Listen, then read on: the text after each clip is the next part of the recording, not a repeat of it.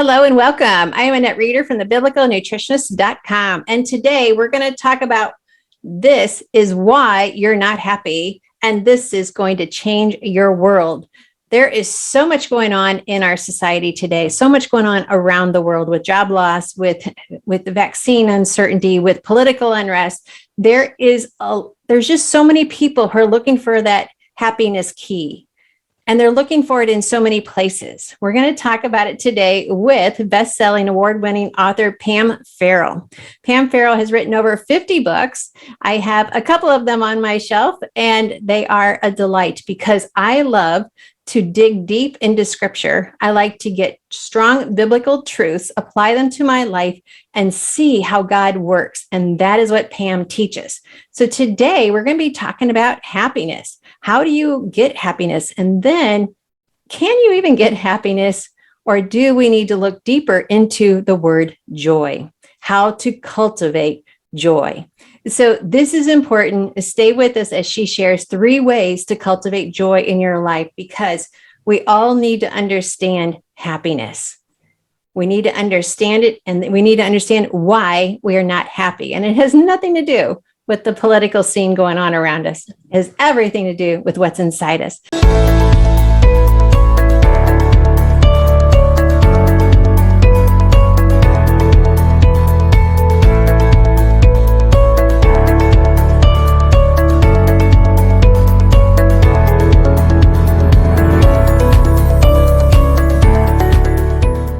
Pam, thank you for joining me today. I'm so excited about this. I've been waiting for this for months, and today it's actually happening. I love being here because your videos and your wellness training has kept me well, especially during this whole COVID craziness that we're all dealing with.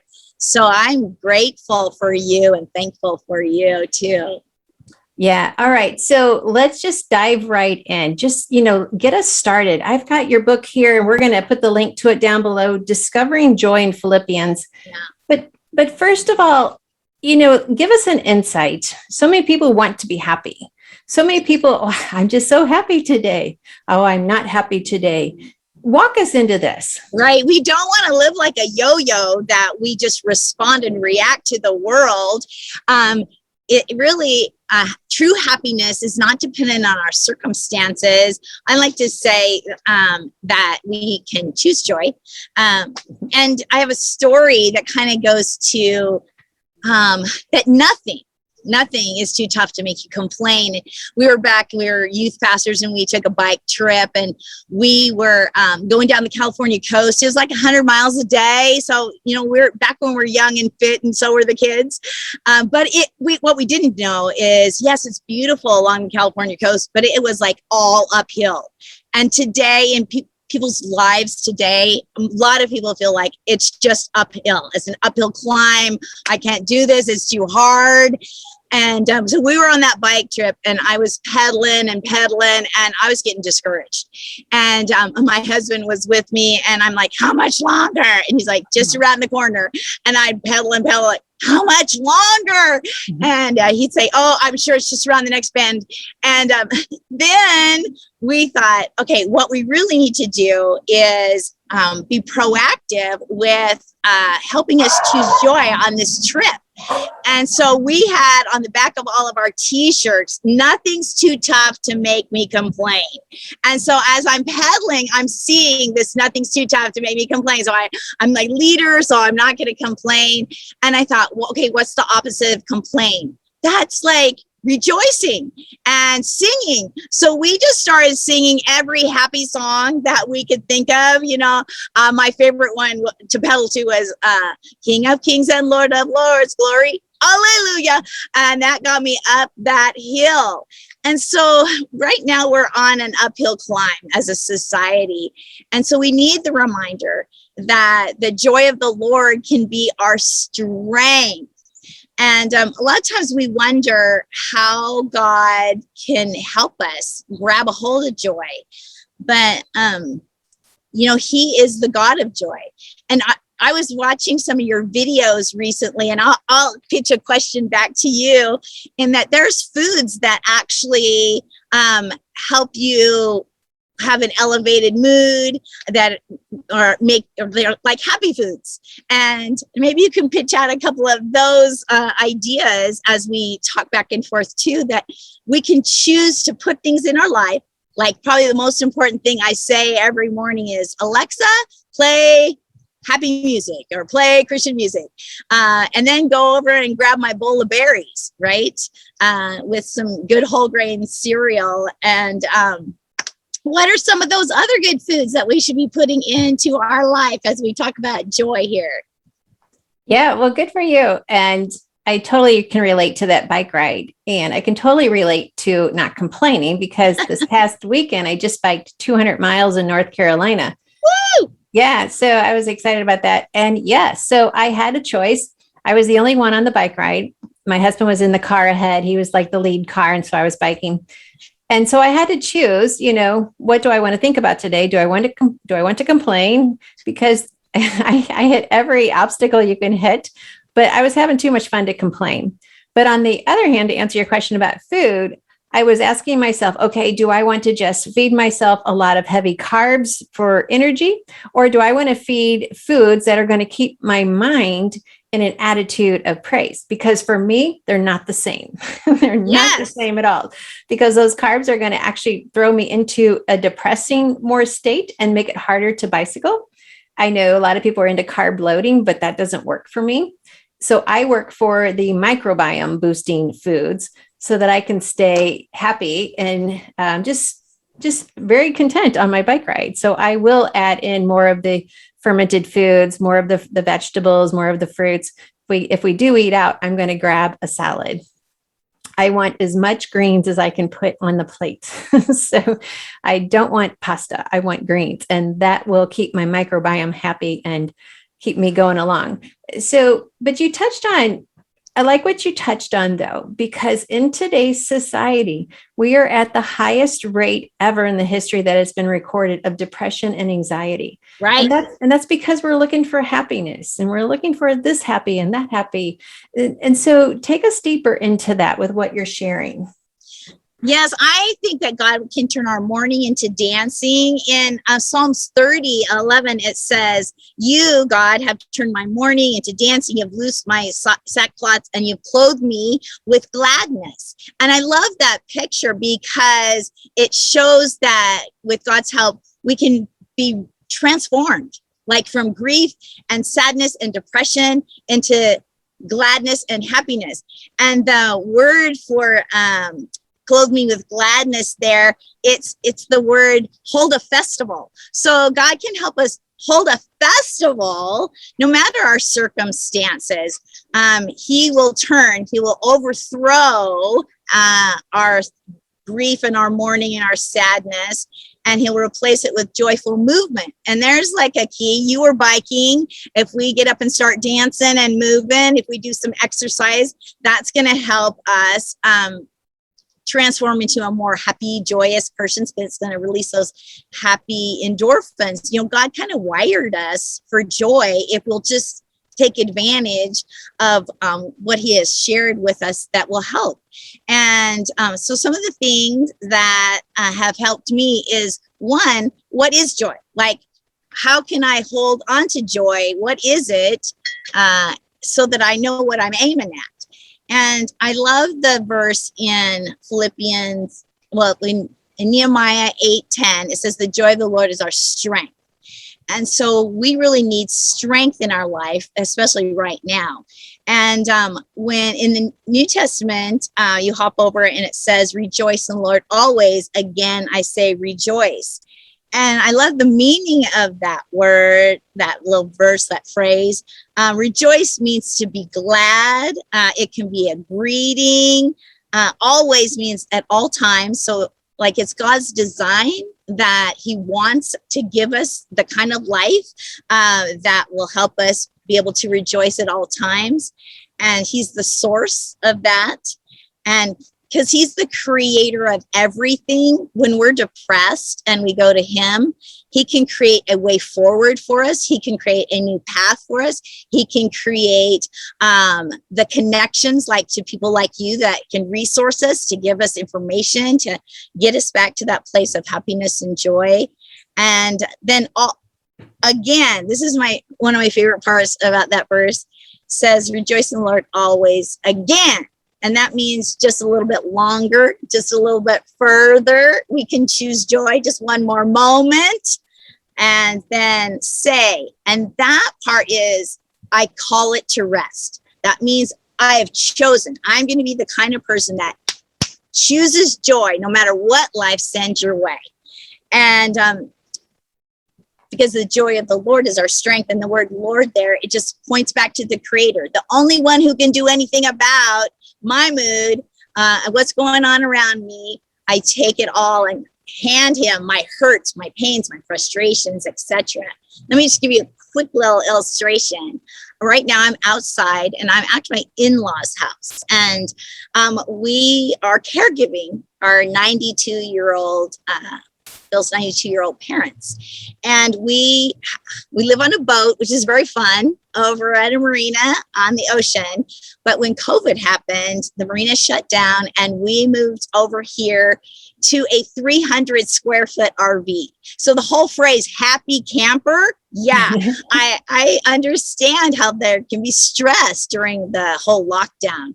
And, that was never one of my goals is, yeah, I want to grow up and live in my in-laws' backyard and trailer. No, that's never one of my goals. Like goals, are write, speak, and communicate. But that's what God called me to. You got to do what your family needs you to do. And so I thought I can have a choice here. I can be miserable and make everybody else miserable, or I can choose joy each day and truly be a happy camper. And that's why, when you look at the definition of joy, it can mean happiness, it can mean to thrive, it can mean to flourish. And when it was created in the Greek, it was a greeting, like, may joy go with you. I greet you in joy. I mean, the world would be a better place if we had that kind of an attitude. But my favorite definition, biblical definition of joy, is calm delight. And the reason why that is my favorite is because it gives you something to do when you're all stressed out. My mother-in-law is agoraphobic and she's a hoarder. And so she has like a short fuse. And at 92, a lot's not going to change there. And so if she gets frustrated and erupts, I simply push pause and say, okay, what would bring calm to my mom-in-law? What would bring calm to the situation? What would bring calm to me? What would be a delightful distraction? What would be a delightful thing that we can do? What can I do that would bring me delight? And so it gives you something to do when you're all stressed out. And so calm delight. Oh, my mom-in-law loves, things that are lemon. So some wholesome, fresh fruit, she would love that.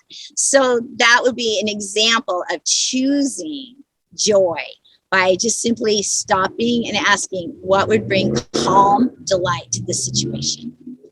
I really like that. And I love your rocks. I love your rocks. I would collect rocks everywhere I go. And just seeing those on my desk, or seeing those, if you took a picture of them and they were like your screensaver on your phone, and because what do we go to when we are stressed? Well, we pick up our phone and we're going to hit some social media, or we're going to call someone and we're going to complain. And we've already talked about not complaining. But yet, if we saw that on our phone, calm and delight, and how you just described that as being a go-to, I really believe people have a huge takeaway in what you just shared. It's so simple. And you know what? I've used it now for the 2 years. I live in California, so we had a longer lockdown than some of the other places. And, it has been a survival skill, just being able to cultivate joy in my life. And, I have one of the things that's a part of the Discovering Joy in Philippians is it's creative. So there's three things that joy is. And the first one is it's creative. It is proven by science that if you're stressed out and you're sad and you're depressed and you do something creative, whether it's painting or like going on a little walk and dropping these cute rocks with happy sayings on them along your path. If you do anything creative, your problems reside on one side of your brain and your creativity is on the other side. So it distracts you from your discouragement. And so pick up that paintbrush, get out those colored pencils, you get out in the yard and create a beautiful garden. Anything that will be creative is going to help. So that's the first tip about cultivating joy in your life. I love it. And that is something everyone can do. And some people say, well, I'm not creative. Actually, you are, because you just said, don't go take a walk out in the yard. That is creative. It is a distraction from the problems that we're dealing with. But when we get distracted, we have that moment of pause that you've talked about, where we actually get to go back and say, actually, that wasn't as bad as I thought. And now that I've got a clear mind, I can think through it and handle it better. So the turmoil has lessened and the calmness has come in. So, all right. So that's one, being creative. Tell us another one. So, and joy is also proactive. They did a study. I have a friend and she was a first responder. And when she retired, now she works with first responders. And a lot of times first responders really fall into a funk and depression and discouragement, even suicide. And the rate of our society right now, suicide's like on the upswing. So we really need to be proactive and protect our mental health. One of my friends, her mom raised her with, we should be our own best cheerleaders. Yes. I love that phrase.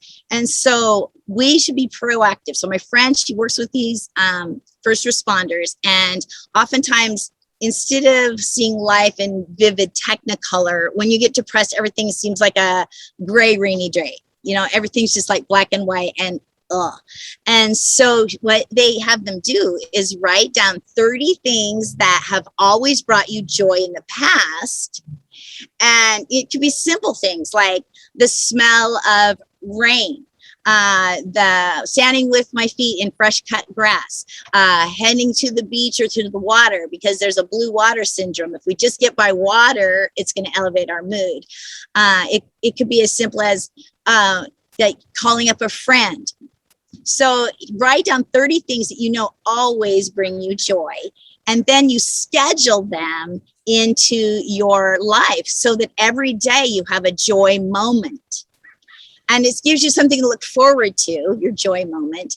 And then to mix creativity with that joy moment, I wrote a book. It's like a little free ebook that I'll give to your listeners. It's called Infectious Joy. I wrote it at the beginning of the pandemic because I wanted joy to be more infectious than the virus, right? And so it has 30 verses about joy, and it has a space in every verse to create. And so you can draw, and it also has what I call a joy blossom. And it is just this really pretty picture of a blossom, and you write one thing that brings you joy in every one of those little petals and leaves, and then you color it in. So it's twofold blessing. You write down your joy moments, but then you color it so you're distracted from your problems. And then it has the meteor. Every day it will give you just that little bite, that little taste, that little boost of joy. And it just takes 5 to 10 minutes. So be proactive on your mental health and cultivate joy. And then lastly is joy is reflective. And one of the best ways to hold on to your joy, and you can look up on the internet, all the studies about having a grateful heart. An attitude of gratitude will help you hold on to your joy. And the other thing it does is people want to hang out with people that are joyous and are grateful and thankful.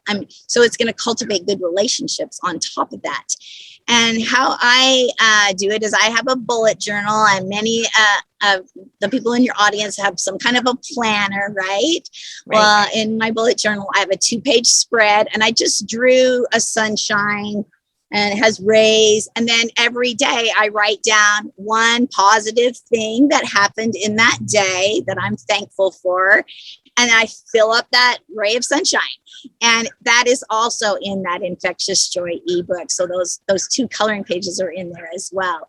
And by cultivating that attitude of gratitude, it kind of gives you a paradigm shift. You go from a person that like automatic response grumble instead of and now your automatic response is gratitude. And so it trains your brain to choose joy. And that joy is deeper than any circumstance. It is stronger than anything that's going to come against you. And it's more enjoyable than fleeting happiness. Yeah, that is excellent. And I so appreciate these 3, creative, proactive, and reflective. They totally outline how to not be searching for that ever moving happiness, which is like, oh, I thought I had it. Oh, no, I have to work harder. Oh, I thought I had it. And instead, no matter where we are, no matter what circumstance we're in, no matter what people are around us, we can choose, and it's been said over and over, we can choose joy. But yet when you're in a funk, that's not always the easiest thing to do. But you have very clearly laid it out how we can choose that joy. First of all, being creative. Second of all, being proactive. And that's really, I think the creative is a good step. It gets you to hit pause. All right, hold on. I'm headed into a funk. I need to hit the pause here. And then you almost have to have that pause before you can move into the proactive, because the proactive is going to come after you've recognized where you are. It's like, okay, I'm not liking what I'm seeing and I don't want it to continue. And also, you're right. As we rewire our brain to start choosing joy and gratitude versus complaining and grumbling, that becomes the new you. That becomes the you that God designed. And in our coaching classes, we say, that's not me anymore. So when we catch ourselves grumbling and complaining, it's like, wait a minute, where did that come from? That's not me anymore. Why did I just do that? Because it now feels uncomfortable. Whereas before, we kind of thrived in complaining because that's what everyone does. Once we've learned how to do this, creative, proactive, and reflective, that becomes the person we were created to live, that joy-filled day, no matter what's going on around you. Now, when you grumble and complain, that's going to be the uncomfortable clothes that don't fit anymore. And you're going to feel so much more beautiful in what you're wearing today. So I like this. I like it a lot. Awesome. And I think you hit the key in that when you know that you are depressed, one way is when you're not acting your normal self. So if your normal self is, productive or jovial or loving or kind, if you see the opposite of that, you're like, okay, whoa, flashing yellow lights. I need to cultivate some joy in my life. Because obviously something's going off the rails right now. And it could be one of the things that I encourage people to do, that would be kind of a sidebar. I would say it's under the proactive, and that is hang around life givers. And so one of the reasons I subscribe to your channel is you're a life giver. You give good wisdom on nutrition and health and on the Bible, and it helps me to make good decisions. Well, I want a whole success net of those kind of people around me. Exactly. And when you surround yourself proactively with people that are life givers, your joy level is going to rise as well. And in the book of Philippians, it says, it's in Philippians 1:7, it says, it's right that I feel this way about you because I have you in my heart. Yeah. And so we need to have people around us that we have that fond affection for, because they have breathed life and hope and joy and love into our world. I so agree. And that filling up with those friendships helps us then to reach out to someone who doesn't have that ability, who doesn't have that inner circle network. Yet that person won't draw us in because we are so full of our joy, so full of the joy, I should say, that we can reach out and be a benefit to other people. when we are in our own little funk and you reach out to someone else who's in a funk, you just both go down. Right. It's just like, it's dominoes. It's like, it's a double bike. It just collapses, so, but yet when we have that fullness of joy, when we have that completeness of joy, we then can be an instrument to other people and help them experience it as well. Exactly. It's a lot like the Coast Guard. I live on the ocean, so I love the Coast Guard. Love those brave, heroes. Well, when they rescue somebody, there's a whole team that hovers in that helicopter, and then the rope comes down and they're hooked on, and so the drowning person can't pull them down because there's a whole team pulling them up. And that's what that success net of life givers. It's a whole team that pulls us up anytime life tries to pull us down. I like it. And I know everyone watching this video has just gained so much from learning from you, Pam. I so appreciate you joining me today on this. And I know everyone's going to need to get that book just because you've added so many creative pages to it. And it's called the Creative Bible Study Experience. Well, that's an understatement because it's above and beyond. And just your deep theological knowledge and where you take people is just really good. So that one of your mini books is Discovering Joy in Philippians. And I highly encourage everyone to get that and do it with a group of friends, because we're developing that inner circle, that network of building each other up. All right. Yeah. Thank you, Pam, so much for joining us. Anything else you want to share?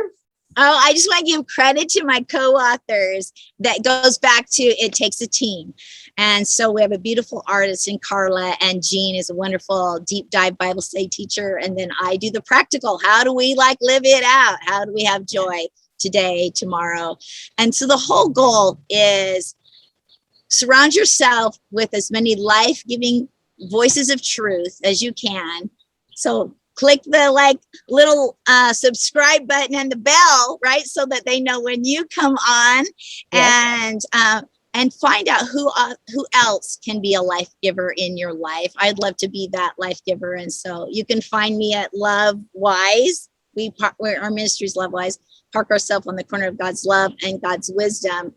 And Proverbs 19:8 says, the one who gets wisdom loves life. Oh, so if you want some joy, get a little bit of God's wisdom in your world. And is that a website? So where would they? Yes, a website, love-wise.com. Good. Perfect. Love it. All right, Pam, thank you so much for joining us here today. And for those of you watching, yes, exactly. Do the like, subscribe, the bell. We can't wait to read your comments, and I will have this posted, and Pam will be sharing this video as well. So she'll see your comments as well. And just a great time to interact and just to continue to build each other up. And just want to thank you again for watching and joining us today. I am Annette Reeder at thebiblicalnutritionist.com.